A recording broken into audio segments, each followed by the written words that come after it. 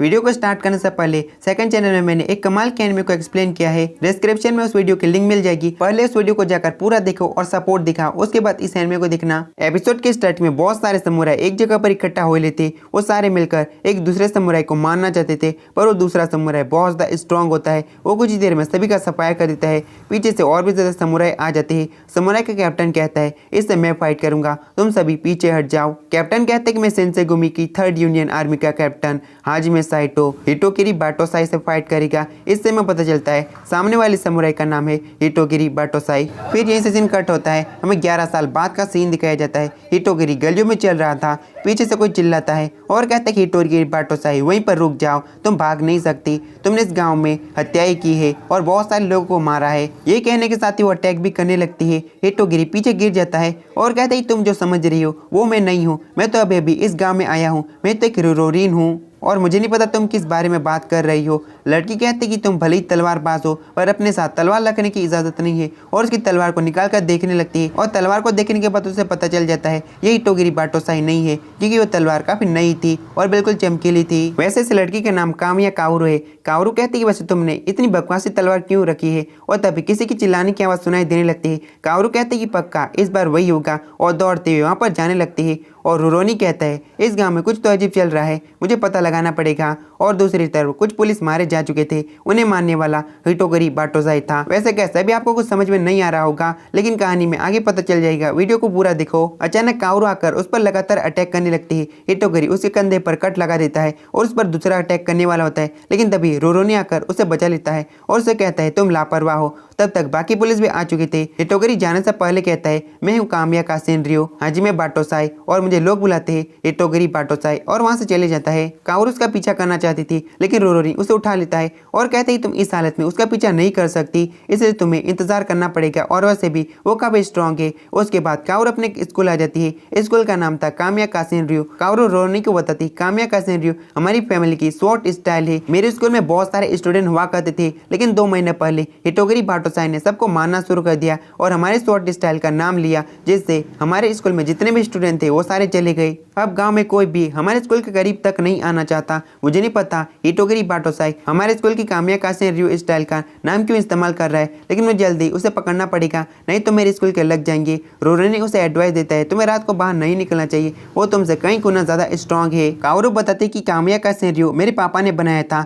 लेकिन उसे सैनन वॉर में भेज दिया गया मेट्रोपॉलिटिकल पुलिस स्क्वाड के रूप में। वॉर के दौरान मेरे पापा की मौत हो गई। मेरे पापा ने विरासत में ये कामिया कासेनरियो स्वॉट स्टाइल दी है, मैं इसे बर्बाद नहीं होने दे सकती। रोरोनी कहते कि जो भी हो इस हाथ के साथ तुम बाहर घूम नहीं सकती और तुमसे फाइट भी नहीं कर सकती। और जाते हुए कहता है तुम्हारे पिताजी ये नहीं चाहेंगे उनकी स्वॉट स्टाइल को बजाते बजाते उनकी बेटी भी मारी जाए, और ये कहने के साथ ही वहां से चले जाते हैं। काओरू का नौकर कहते कि आपकी मरहम पट्टी हो गई है। वैसे नौकर का नाम केहे है, और केहे कहते कि मिस काओरू आपको किसी भी एरे गिरे को सारी चीजें नहीं बतानी चाहिए थी, और काओरू कहते कि मैं जानती हूँ। फिर हमें कुछ दिनों के बाद का सीन दिखाया जाता है। काओरू अपने नौकर के साथ शॉपिंग पर निकले हुए थे। एक जगह पर काफी सारे लोग इकट्ठा हुए लेते। काओरू वहाँ पर जाकर देखते हैं तो वहाँ पर पुलिसों ने रोरोनी को पकड़ कर रखा था। काओरू पूछते कि आखिरकार हुआ क्या, और पुलिस बताती है तलवार लेकर घूम रहा है, इसलिए हमने इसे पकड़ लिया। वैसे देखा जाए तो तुम हिटोगिरी बाटोसाई के साथ तोजो से होना। और तभी काओरू गुस्सा हो जाती है और कहती है ये बिल्कुल झूठ है, और पुलिस कहते हैं कि तुम पुलिस से जबान नहीं लड़ सकती। तभी केहे आता है और पुलिस को रिश्वत देता है।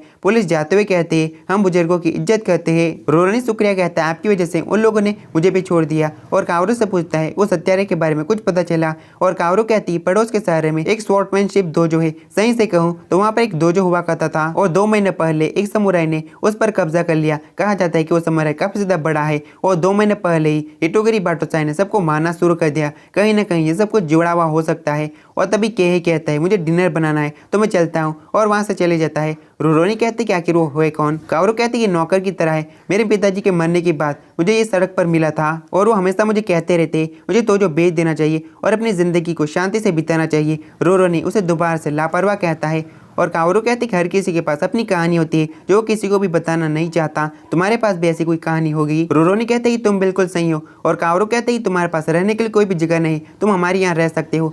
रोरोनी कहते ही तुम्हारा शुक्रिया पर मैं ठीक हूँ और वहाँ से जाने लगता है। काओरू से रोकती है और कहते हैं कि उस दिन मुझे बचाने के लिए तुम्हारा शुक्रिया। रोरोनी कहते ही तुम्हारी तबीयत तो ठीक है ना। काओरू कहती है मुश्किल से मैं माफी मांगने की कोशिश कर रही हूँ। उसके बाद रोरोनी जाने लगता है। रोरोनी इसी बारे में सोच रहा था, मुझे अब पड़ोस के शहर में जाना पड़ेगा। जैसे ही रात होती है रोरोनी पड़ोस के शहर में उस तोजो में पहुंच जाता है और जोर जोर से चिल्लाने लगता है। तभी दरवाजा खुलता है और एक बंदा आकर कहता है चुप हो जा, तुम इतने चिल्ला क्यों रहे हो। रोरोनी कहते हैं मुझे तुम्हारे लीडर से बात करनी है और वो बंदा कहते हैं कि हमारा लीडर अभी यहाँ पर नहीं है। रोरोनी कहते हैं तुम्हारे लीडर का नाम क्रॉस रोड किलर बाटुसाई होगा, है ना। ये बात सुनने के बाद वहाँ से काफी सारे लोग आते हैं और रोरोनी को घेर लेते हैं। फिर सीन चेंज होता है। काओरू एक बुक पढ़ रही थी, पीछे से कह आता है और कहते हैं कि मुझे आपसे जमीन के बारे में बातें करनी है। काओरू कहते हैं कि मैंने तुम्हें पहले भी बता दिया था, मेरा जमीन बेचने का कोई भी इरादा नहीं है। कहते हैं कि मैंने सारे कागज तैयार कर लिए, आपको बस साइन करना है, उसके बाद ये इलाका और जमीन हमारी हो जाएगी। पीछे से हिटोगिरी बाटोसाई आ जाता है और अपना मास्क उतारता है। कहता है कि ये मेरा छोटा भाई हिरुमा है। काओरू अपनी तलवार उठा लेती है। कहता है कि तुम्हें मेरे छोटे भाई के बारे में पता चल चुका है, इसलिए तुम्हें